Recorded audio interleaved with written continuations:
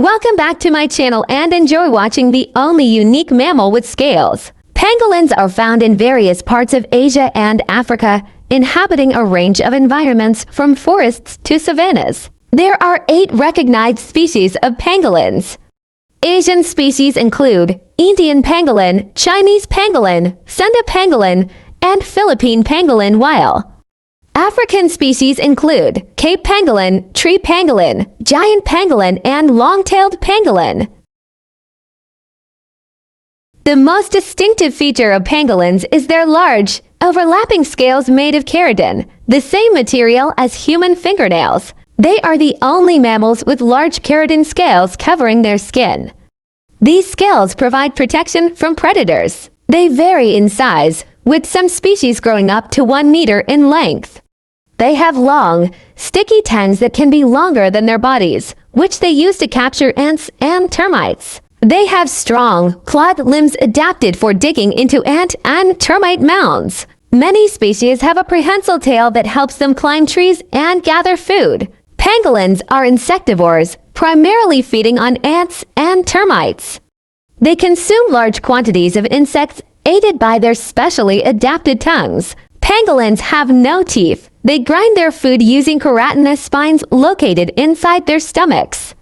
Most pangolin species are nocturnal, meaning they are active at night and rest during the day. When threatened, pangolins curl up into a tight ball, with their hard, overlapping scales facing outward. This makes it difficult for predators to bite or claw them. The edges of their scales are sharp, which can deter predators when they attempt to pry the pangolin open. In some species, the scales can move slightly, which may help in deflecting attacks. Pangolins can secrete a noxious-smelling fluid from glands near the base of their tails, similar to a skunk. This can repel predators and make the pangolin less appealing to eat. They are strong diggers and can quickly burrow into the ground to escape threats. Additionally, tree-dwelling species can climb trees to evade danger. The coloration of their scales often blends with their environment, providing them with natural camouflage against predators. Their claws are primarily used for digging, but they can also be used defensively to swipe at attackers. Pangolins have few natural predators due to their tough protective scales and their ability to roll into a tight ball. However, a few predators are capable of preying on pangolins. In Africa, lions have been known to attack pangolins. They have powerful jaws and claws that can sometimes penetrate the pangolin's defenses, especially if the pangolin is not fully curled up. Leopards, also found in Africa and parts of Asia, they are another predator capable of hunting pangolins. They may attempt to pry open the curled pangolin or wait for it to uncurl. Hyenas, also in Africa, may be spotted attacking pangolins. They have incredibly strong jaws capable of crushing bone, which can sometimes break through a pangolin's scales. By far the most significant threat to pangolins comes from humans. Pangolins are heavily poached for their scales, which are used in traditional medicine, and for their meat, which is considered a delicacy in some cultures. In some cases, large eagles or other birds of prey might attempt to hunt young or smaller pangolins, though this is rare. Pangolins are generally solitary animals, coming together only for mating. Depending on the species, mating can occur at different times of the year. Some species have specific breeding seasons, while others may breed year-round. Males may locate females using scent trails, as pangolins have well-developed olfactory senses. The gestation period varies by species but typically lasts between 3 to 5 months. Pangolins give birth to a single offspring at a time, although twins have been reported in rare cases. At birth, pangolins are small, about the size of a human hand, and weigh between 80 to 450 grams, depending on the species. The newborn scales are soft and pliable, gradually hardening over the first few days to weeks of life. The mother is highly protective of her young, often curling around the baby to shield it with her body and scales when threatened. The young pangolin nurses from its mother for several months. During this time, it remains close to her, often riding on her back or tail when she moves.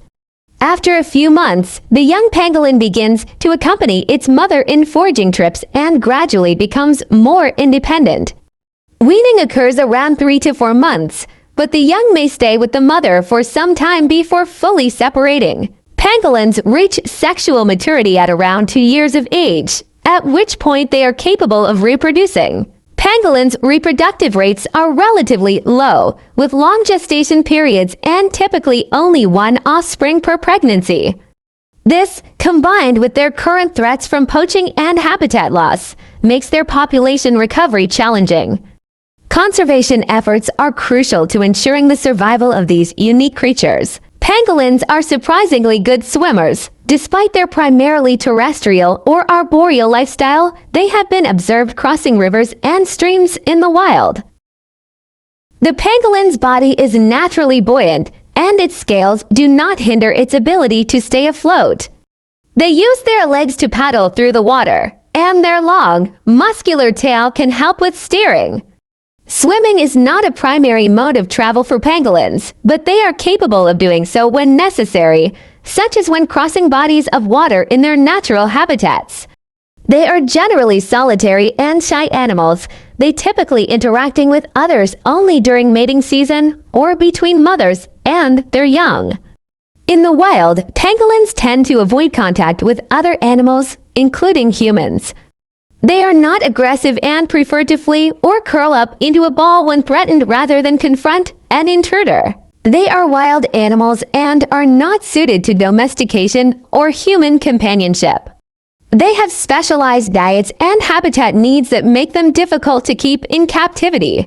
Given their endangered status, any interaction with humans should be focused on conservation and protection rather than attempts to domesticate or interact closely with them. Pangolins are not friendly in the sense of being interactive or social with humans. They are best admired from a distance in their natural habitats, where they can live undisturbed.